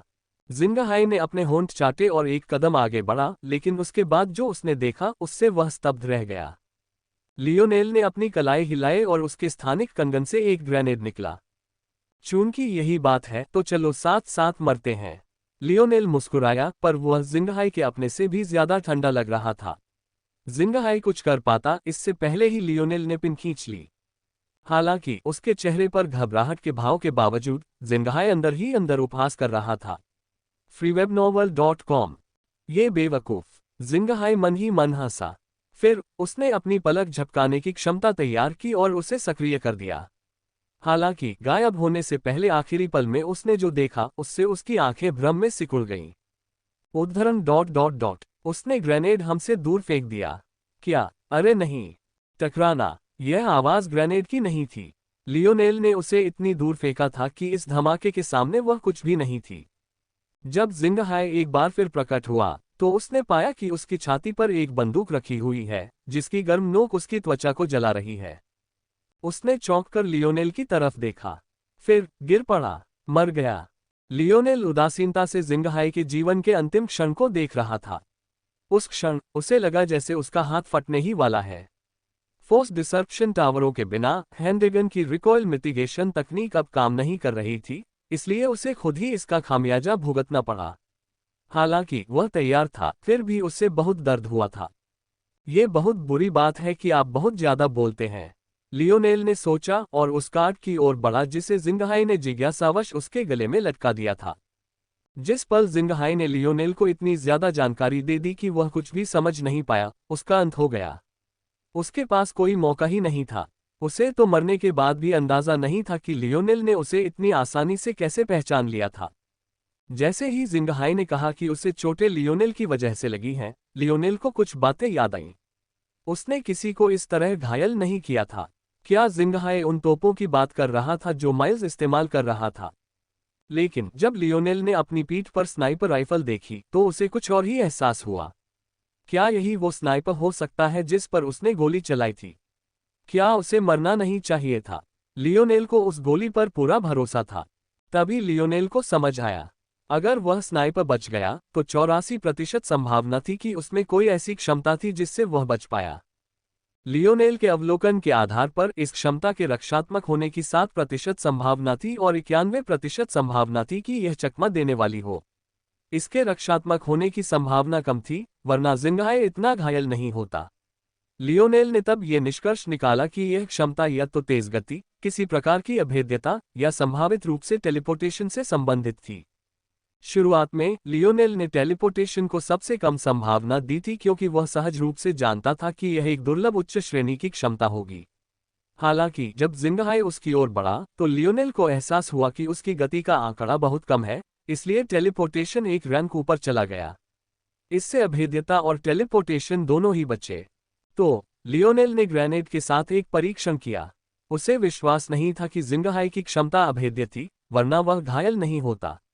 उसे ये भी विश्वास नहीं था कि जिंगहाई की क्षमता लंबे समय तक चलती है, वरना वह घायल नहीं होता।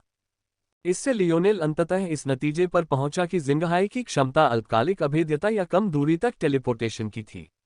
चाहे जो भी हो, लियोनेल के जाल में फंसते ही उसका अंत हो गया। ये वाकई बहुत असुविधाजनक है। लियोनेल ने सिर हिलाया। अगर मुझे डिक्शनरी से जोर से बात न करनी पड़ती तो मुझे इतनी परेशानी न उठानी पड़ती। यह मुझे सीधे सीधे बता सकती थी कि मुझे क्या जानना है। यह एक ऐसी घटना थी जिसके बारे में किसी को पता नहीं चलना था। यह एक ऐसी जगह पर हुआ जहां दर्शक नहीं थे और लियोनेल को इसकी जरा भी परवाह नहीं थी। लेकिन अगर दूसरों को पता चल जाए कि यहाँ क्या हुआ था, तो कैसे लियोनेल, एक 18 साल का लड़का, एक 5 स्टार आर्म्स प्रोफेशनल को मौत के घाट उतार देता है, जबकि वह मुश्किल से अपने दोनों पैरों पर खड़ा हो पाता है। दुनिया को पता चल जाएगा कि एक राक्षस जाग गया है।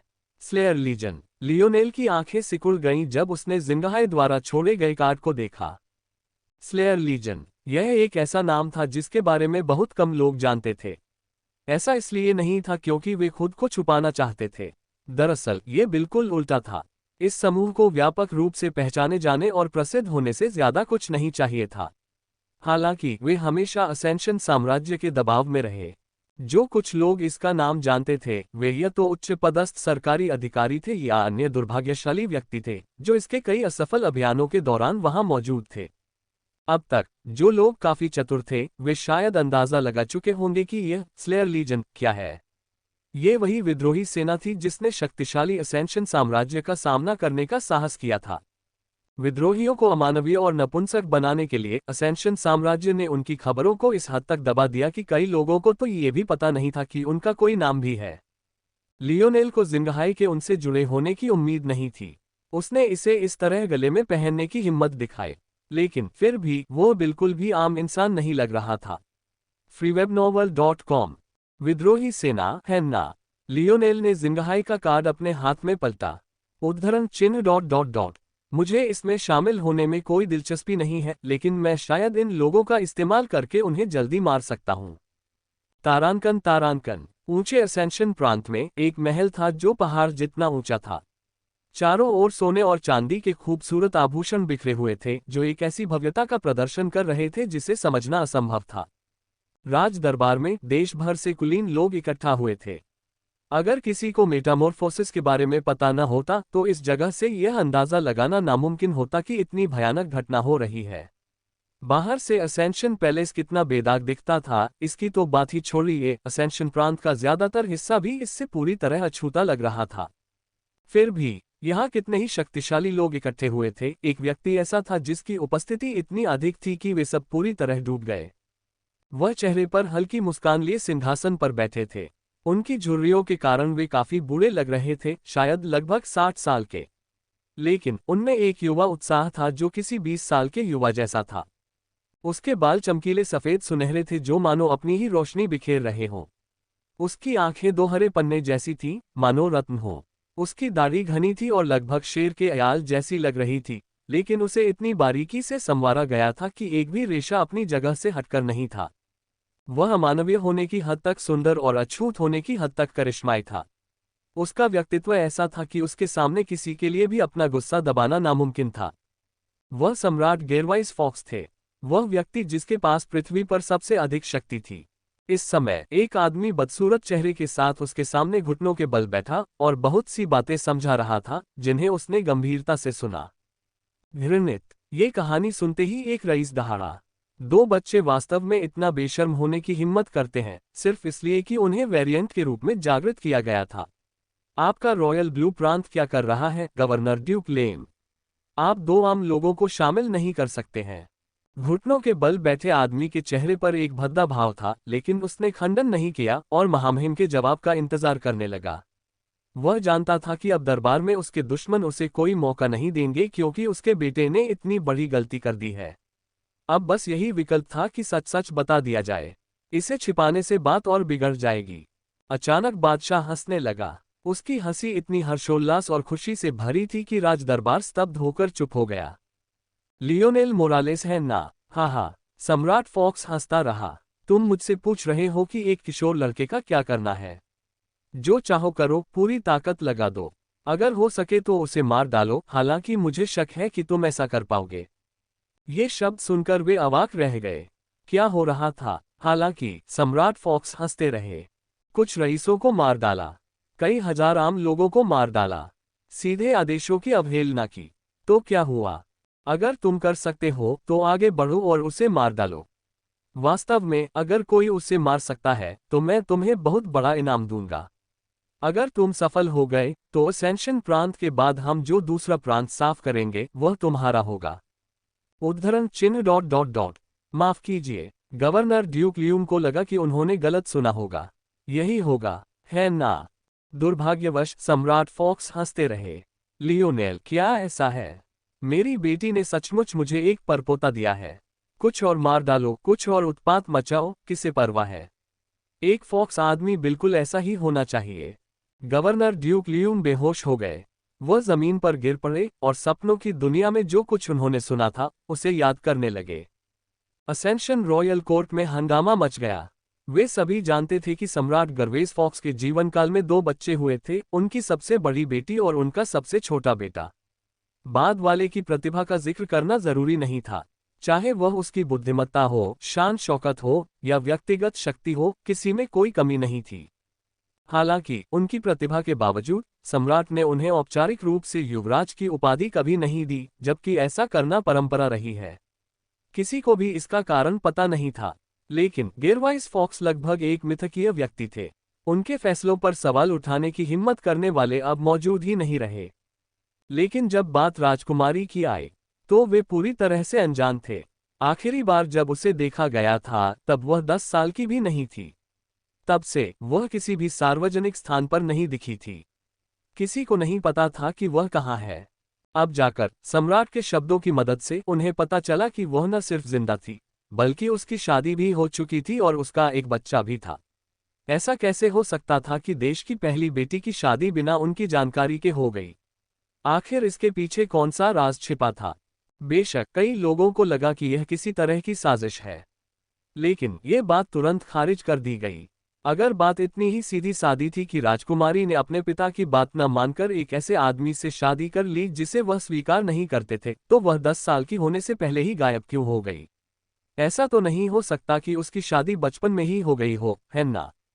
इसके अलावा राजकुमारी की उम्र को देखते हुए उनकी उम्र इस समय लगभग 65 वर्ष होनी चाहिए। लेकिन उनका बेटा तो सिर्फ 18 साल का था।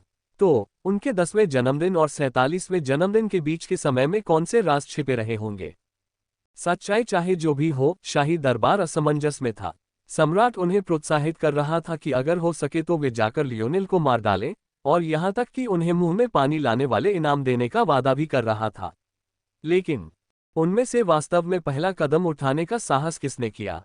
तारांकन। शाही दरबार की दैनिक सभा समाप्त होने के बाद सम्राट को चुपचाप ध्यान करते हुए पाया जा सकता था। उनके चेहरे पर एक उज्ज्वल मुस्कान थी।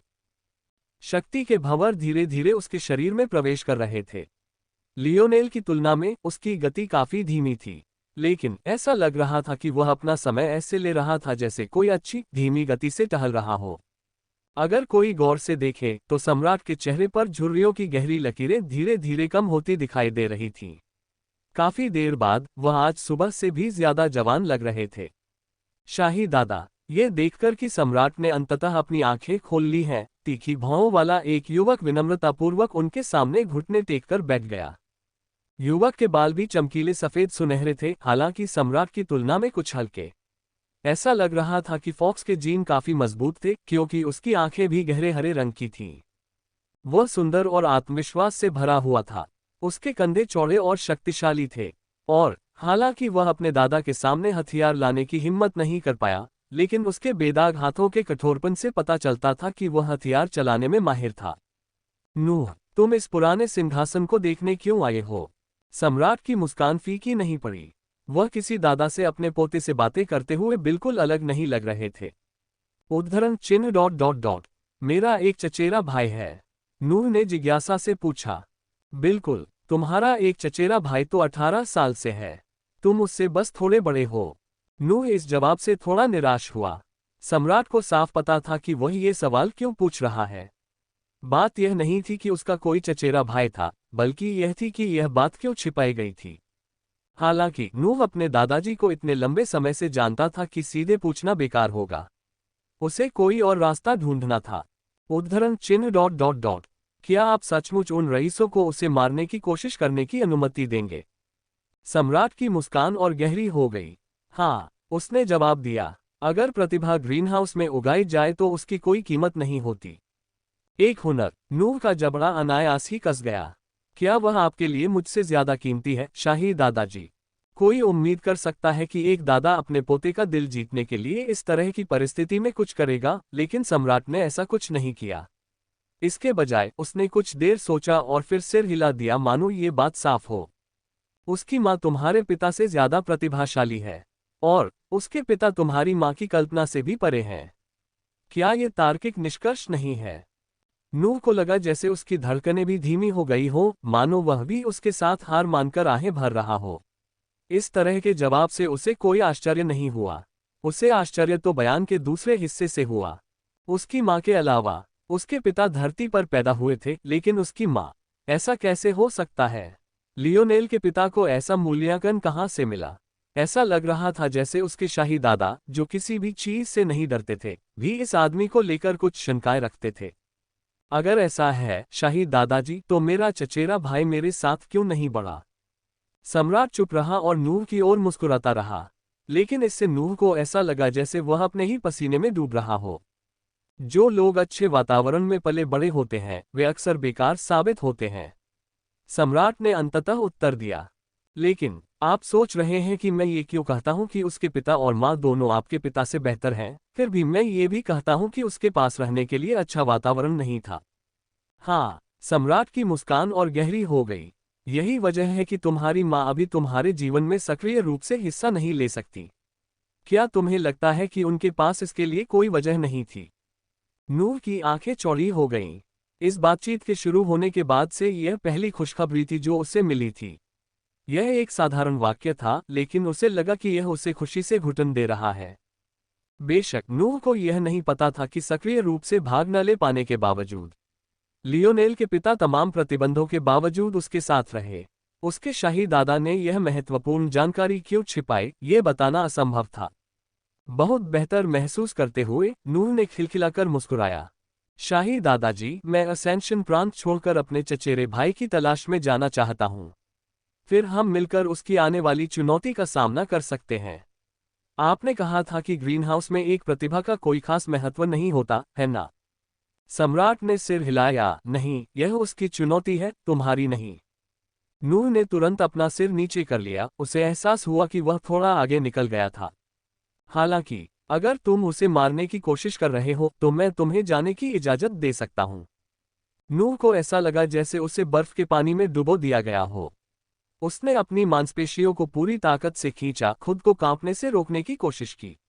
लेकिन सम्राट ऐसे बोलता रहा मानो उसे अपने पोते की अजीब हालत का अंदाजा ही न हो। ये टियर 7 अधिकारी वाकई बहुत बेकार हैं। मैं कह सकता हूं कि इनमें से किसी में भी कार्रवाई करने की हिम्मत नहीं है। शायद गवर्नर ड्यूक ल्यूम ही कुछ करेंगे जब उन्हें किसी कोने में धकेल दिया जाएगा। सम्राट की मुस्कान और गहरी हो गई। वैसे हर कोई बेकार नहीं होता। वह ब्रेजिंगर परिवार और उसके जैसे लोग इतने मूर्ख हैं कि मुझसे नहीं डरते, न ही वे टियर 8 और उससे ऊपर के अधिकारी मुझसे डरते हैं। आपके छोटे चचेरे भाई के लिए यह एक दिलचस्प समय होना चाहिए। मुझे इस छोटे लड़के से बहुत उम्मीदें हैं। हा, कितना अच्छा पोता है, सचमुच एक अच्छा पोता। freewebnovel.com। सम्राट कुछ देर तक हंसता रहा, फिर नूह की ओर मुड़ा। अब आगे बढ़ो, नन्हे नूह। यहाँ बहुत सारे भूखे कुत्ते हैं जिन्होंने हमारे मांस के टुकड़े पर नजर गड़ा दी है। और कुछ बड़े बड़े खूंखार जानवर भी हैं जो हमारी धरती का एक टुकड़ा छीनना चाहते हैं। आप और आपके चचेरे भाई अपनी पीढ़ी के प्रमुख व्यक्ति होंगे। मुझे निराश मत कीजिए। उसकी हंसी में सम्राट की आभा उसके शरीर से रिस रही थी। उसकी उपस्थिति इतनी प्रभावशाली थी कि नूह लगभग जमीन पर लेट गया। उसे लगा कि वह इस आदमी के विरोध में कुछ भी करने की हिम्मत नहीं जुटा पा रहा है। हाँ, शाही दादा। तारांकन तारांकन। एक ढही हुई इमारत के तहखाने के मलबे में लियोनेल एक धूल भरी दीवार के सहारे बैठा था, उसकी मांसपेशियों में दर्द हो रहा था। हालांकि उसका चेहरा बिल्कुल भावहीन था। बाहर से देखने वाले को ऐसा लग रहा था जैसे उसकी त्वचा के नीचे तरह तरह के सांप और कीड़े मकोड़े हिल रहे हों, फिर भी लियोनेल को इसकी भनक तक नहीं लगी। उसका मन किसी और ही चीज पर लगा हुआ था। सेगमेंटेड क्यूब ने उस स्नाइपर के मृत शरीर को भी निगल लिया। ऐसा नहीं हो सकता कि वह चाहता हो कि मैं उसकी लाश खा जाऊं, जैसा मैंने ऑक्टोपस के साथ किया था, है ना? अगर लियोनेल में इतनी ताकत होती कि वो इन्हें बना सके, तो वो अभी जरूर आंसू बहा रहा होता। उसके पिता ने उसके लिए ऐसा विकृत खजाना क्यों छोड़ा? लियोनेल को अचानक बहुत अफसोस हुआ कि उसने मोंटेज से कोई निवास स्थान जैसा खजाना क्यों नहीं मांगा। अपने शरीर को अपने नियंत्रण से बाहर कर देने का एहसास, फिर भी सिर्फ सख्त पत्थर के फर्श पर लेटने का एहसास सचमुच असहनीय था। अगर उसके पास यूरी जैसा कोई तंबू वाला खजाना होता तो ये कहीं ज्यादा सुविधाजनक होता। यूरी, मुझे आश्चर्य है कि क्या वह ठीक होगी। लियोनेल ये सोचकर भौंचक्का रह गया। वह बाहरी शहर से सिर्फ इसलिए बच पाया क्योंकि उसे सिर्फ अपनी चिंता थी। वह जानता था कि यूरी को वापस लाने के लिए वापस जाना नामुमकिन था। अगर वह जाता तो दोनों मर जाते। वह सिर्फ यूरी के बारे में ही नहीं बल्कि उससे भी ज्यादा चिंतित था। उसे बिल्कुल अंदाजा नहीं था कि माइल्स उसके साथियों का इस्तेमाल उसके खिलाफ करेगा या नहीं। लियोनेल ने सिर हिलाया। वह जानता था कि इन बातों के बारे में सोचने का कोई मतलब नहीं है। उसे बस और मजबूत होना है। चूंकि मैं हिल नहीं सकता तो मैं क्या कर सकता हूं? अरे, क्या तुम जानते हो कि सेगमेंटेड क्यूब ने उस स्नाइपर की लाश को क्यों अपने अंदर ले लिया? पिंग लाश उपयोगी है। लियोनेल ने भौहें चढ़ाईं। यह उपयोगी क्यों है? पिंग टियर 7 ब्लैक ग्रेड और उससे ऊपर के अस्तित्वों की क्षमताएं इथेरियल ग्लेबेला इवोल्यूशन क्रिस्टल्स में संघनित होती हैं। फोर्स क्राफ्टर्स इन्हें सीमित उपयोग वाली वस्तुओं में परिष्कृत कर सकते हैं। Closing square bracket. लियोनेल अवाक रह गया। हालांकि यह लाश खाने से तो बेहतर था, पर क्या ये ज्यादा बेहतर था? चीजों को परिष्कृत करने के लिए इंसानी शरीर का इस्तेमाल करने में कुछ ऐसा था जो उसे असहज कर रहा था। रुको, लियोनेल को अचानक कुछ याद आया। उद्धरण चिन्ह ... क्या इसका मतलब ऑक्टोपस भी इसी वजह से लिया गया था? freewebnovel.com। पिंक सीड को जवाब देते हुए, हाँ। Closing square bracket. लियोनेल के होंठ फड़क गए। स्नाइपर की क्षमता उसके लिए वाकई उपयोगी हो सकती है, लेकिन ऑक्टोपस की क्षमता का इस्तेमाल करने के लिए क्या उसे अपने तंतु नहीं उगाने होंगे? इसमें क्या कमाल था? अगर उसने ऐसा किया तो वह आईना को दोबारा अपना चेहरा कैसे दिखा पाएगा? एक मिनट रुको, खंडित घन एक प्रयोगशाला है ना? इसका मतलब यह नहीं कि मुझे इसमें प्रवेश करने में सक्षम होना चाहिए। पिंग हाँ। Closing square bracket. तो फिर मैं अभी भी यहाँ क्यों हूँ? यह उस विकृत व्यक्ति की लाश लेने के लिए स्वयं सक्रिय हो सकता है, लेकिन यह नहीं देख सकता कि मैं यहाँ संघर्ष कर रहा हूँ। लियोनेल गुस्से से भरकर सेगमेंटेड क्यूब निकाल लाया। उसे नहीं पता था कि लैब में आराम करने के लिए कोई आरामदायक जगह है भी या नहीं, लेकिन कम से कम इस धूल भरी जगह से तो साफ सुथरी होनी चाहिए, है ना? यह उसके साथ ऐसा व्यवहार कैसे कर सकता है? इस क्यूब में ऐसी कौन सी अजीब सी लत थी कि उसे जिंदा लोगों से ज्यादा लाशें पसंद थीं? अरे छोटे दोस्त, लियोनेल ने अपनी उंगली से क्यूब पर दस्तक दी। क्या तुम मुझे अंदर आने दे सकते हो? खंडित घन कंपना फिर एक बार फिर टुकड़ों में बंट गया। लियोनेल को लगा कि उसकी दृष्टि धुंधली हो गई है और एक क्षण बाद उसने खुद को 10 गुना 10 गुना 10 मीटर के एक छोटे से स्थान में पाया। बाहर लियोनेल की नजरों से ओझल खंडित घन के टुकड़े वहीं तैर रहे थे जहां लियोनेल अभी बैठा था। इसके आरा जैसे टुकड़े एक धुंधली सफेद रोशनी से जुड़े हुए थे और उतनी ही जगह घेर रहे थे जितनी लियोनेल अंदर से देख सकता था। ये प्रयोगशाला है। लियोनेल ने पलकें झपकाईं, उसे पता नहीं था कि बाहर क्या हो रहा है। लियोनेल ने खड़े होने के लिए संघर्ष किया और चारों ओर देखा। इस जगह पर बल की सघनता बहुत अधिक है। लियोनेल की भौहें ऊपर उठ गईं। प्रयोगशाला के एक तरफ बर्फ के गोले जैसी दिखने वाली चीजों से भरा एक चांदी का रैक था, लेकिन जब लियोनेल की नजर उन पर पड़ी तो उसकी आंखें चौड़ी हो गईं। दो स्नोग्लोब के अंदर उसे ऑक्टोपस और उस स्नाइपर की लाश तैरती हुई दिखाई दे रही थी। ऐसा लग रहा था जैसे उन्हें दबाकर अंदर रखा गया हो। लियोनेल ने अंदाजा लगाया कि शायद यही प्रयोगशाला में संरक्षण का तरीका होगा। चांदी की रैक के अलावा लियोनेल को कमरे के दूसरी तरफ किताबों की अलमारियां और किताबें पड़ी मिली जिनमें उसके पिता ने किताबें छोड़ दी थीं। बीच में तहखाने में रखी अर्धगोलाकार कुओं वाली वह अजीबोगरीब मेज भी यही थी। हालांकि लियोनेल को यकीन नहीं था कि उसका क्या इस्तेमाल होगा। कुछ और सोचते हुए लियोनेल ने किले से चुराए गए सामरिक उपकरणों की एक बड़ी जेब में हाथ डाला और मेटल स्पिरिट को बाहर निकाला। वह छोटा सा जीव किसी लोचदार गेंद की तरह उछल रहा था, अपने घन के घेरे में इधर उधर उछल रहा था मानो अभी भी भागने की कोशिश कर रहा हो। लेकिन लियोनेल समझ गया कि वह बस उत्तेजित था। ये छोटा सा बच्चा यहाँ आकर इतना उत्साहित क्यों है? लियोनेल ने पूछा। उसने सोचा कि उसे यहाँ कोई महान खजाना मिलेगा, लेकिन स्नोग्लोब के रैक के अलावा वास्तव में वहाँ कुछ भी विशेष नहीं था। पिंग बीज को उत्तर देते हुए आत्माओं को बढ़ने और विकसित होने के लिए उच्च सांद्रता वाली शक्ति और उनके पसंदीदा तत्व की आवश्यकता होती है। अर्ध रूपांतरित पृथ्वी इसके लिए एक बंजर भूमि के समान है। इसकी तुलना में खंडित घन का आंतरिक स्थान कहीं बेहतर है। Closing square bracket. खंडित घन बल उत्पन्न कर सकता है? लियोनेल ने उम्मीद से पूछा। पिंग नम। Closing square bracket. लियोनेल ने भौहें चढ़ाईं। ये बल उत्पन्न नहीं कर सकता। फिर सांद्रता इतनी ज्यादा क्यों है? ऐसे क्षण में उससे सचमुच इस बात से नफरत थी कि शब्दकोश हमेशा उसके सवालों का सीधा जवाब देता था और उसे ज्यादा बड़ा चढ़ाकर नहीं बताता था। तो फिर यहाँ बल का संकेंद्रण इतना अधिक क्यों है? पिंग खंडित घन में नसबंदी की क्षमता है। Closing square bracket. मुझे इस क्षमता के बारे में समझाए। पिंग बीज को जवाब देते हुए। नसबंदी, बल का शोधन और शुद्धिकरण। तो क्या यहाँ बल का संकेंद्रण बाहरी दुनिया पर निर्भर है? ये किस आयामी स्तर तक पहुंच गया है? पिंग हाँ, वर्तमान सांद्रता लगभग मध्य स्तरीय चतुर्थ आयामी विश्व के बराबर है। Closing square bracket. मध्य स्तर, एक ही आयाम की दुनियाएं भी अलग अलग हैं, है ना? लियोनेल अपनी जिज्ञासा में अपना दर्द भूल गया। वह बस और जानना चाहता था। उसे ये सब बहुत दिलचस्प लग रहा था। उद्धरण चिन्ह डॉट डॉट डॉट। रुको, बल का संकेंद्रण। अगर मैं प्रयोगशाला का उपयोग करता हूं तो क्या इससे अमान्य लोग मेरे पीछे नहीं पड़ेंगे? बकवास। लियोनेल एक पल के लिए घबरा गया। वह पहले ही कई मिनट से यहां था। यह समय इनवेलिड्स के लिए उस पर हमला करने के लिए काफी था।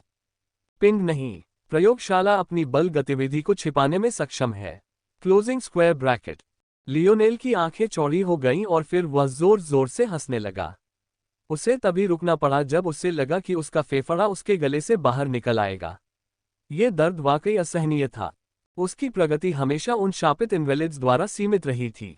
अगर वह अभी भी किले में होता तो भी उन बल विघटनकारी टावरों के कारण कोई फर्क नहीं पड़ता। लेकिन अब लैब के साथ वह बिना किसी चिंता के डायमेंशनल क्लींस का अभ्यास कर सकता था। क्या यह अद्भुत नहीं था?